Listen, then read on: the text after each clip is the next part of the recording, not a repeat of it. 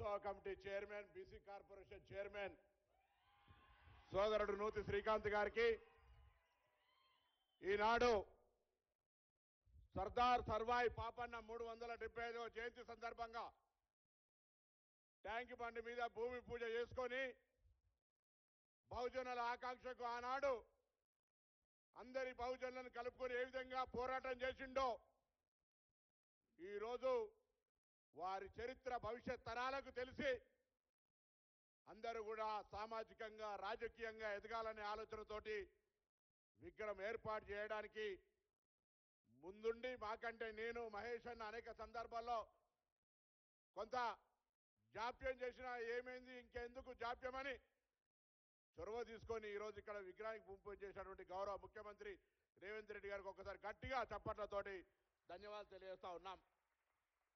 అదేవిధంగా గౌరవ ముఖ్యమంత్రి గారు బట్టి విక్రమార్క గారు,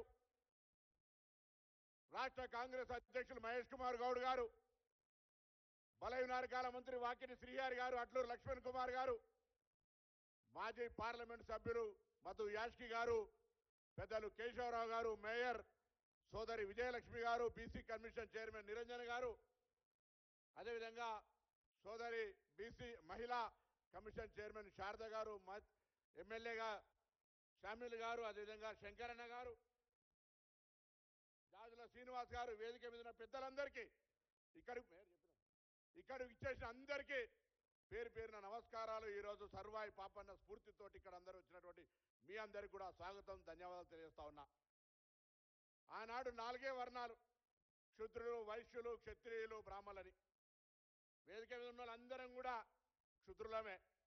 ఇవాళ రేవంత్ రెడ్డి గారి నాయకత్వంలో దేశానికే మార్గదర్శకత్వంగా ఉండే విధంగా కులగణన జరిగి చట్టపరంగా న్యాయపరంగా 1,00,000 మంది ప్రభుత్వ ఉద్యోగులను నియమించి గ్రామాన సమాచారం సేకరించి ఎంపైరికల్ డాటా ప్రామాణికమైనటువంటి సమాచారముతోటి సబ్ కమిటీ వేసుకొని చట్టరీత్యా ప్రజాస్వామ్యరీత్యా శాసనసభలో చర్చ చేసి కేబినెట్ ఆమోదంతో బిల్లులు రూపొందించి గవర్నర్ గారికి పంపిస్తే, గవర్నర్ గారు ఢిల్లీకి పంపిస్తే, ఎందుకు చెప్తున్నా అంటే ఇవాళ మన హక్కు కోసం పోరాడి సామాజిక న్యాయం కోసం ఆనాడు సర్దార్ సర్వాయి పాపన్ ఏ స్ఫూర్తితోనైతే పోరాడిండో ఇవాళ ప్రతి ఒక్కరు కూడా బహుజనులను కలుపుకొని ఆ రాజ్యాంగానికి సంబంధించి లోబడి ఇచ్చేటువంటి ఒక ప్రక్రియను సాధించుకోవడానికి అందరూ కూడా భావజ్వాల వ్యాప్తితోటి కానీ కార్యోన్ముఖులు ఏ విషయం లోపల అందరూ కూడా చొరవ తీసుకోవాలని సందర్భంగా కోరుతా ఉన్నా.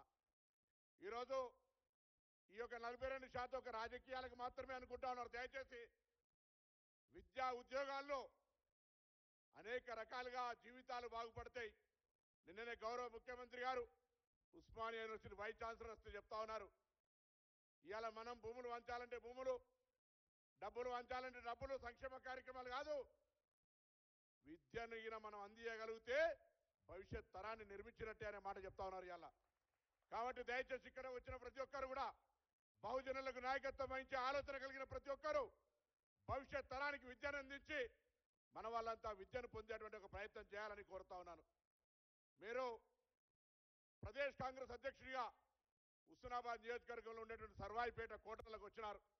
ఇలా దానిని మీరు గత ఏడాది ఇచ్చిన 4.5 కోట్లతోటి సుందరంగా మంచి ఒక అందరికీ ఉపయోగపడేటువంటి ఒక సమాచారం, అక్కడ కోటలు, వారికి ఉన్నటువంటి అనేక రకాలుగా ఆనవాళ్లతో ఒక మంచి భవనాన్ని అక్కడ నిర్మిస్తా ఉన్నాం, విగ్రహాన్ని పెడతా ఉన్నాం మనం. ఆ విధంగా ఏ మాటకు సంబంధించిన బలహీన వర్గాల న్యాయానికి సంబంధించి కులగణనే కాదు, అటు విదేశాలకు పోయేటువంటి స్కాలర్షిప్లకు సంబంధించుకోవచ్చు, ఇక్కడ చదువుకునేటువంటి పిల్లల యొక్క స్కాలర్షిప్లకు సంబంధించుకోవచ్చు, మెచ్చార్జీలకు సంబంధించుకోవచ్చు, ప్రతి అంశం మీద విద్యతో కూడినటువంటి అనేక ప్రమాణాలకు సంబంధించి పూర్తిగా స్వేచ్ఛగా ఈరోజు ప్రభుత్వం మద్దతు తెలుపుతా ఉంది. దయచేసి దాన్ని ఉపయోగించుకోవాలని కోరుతా ఉన్నా.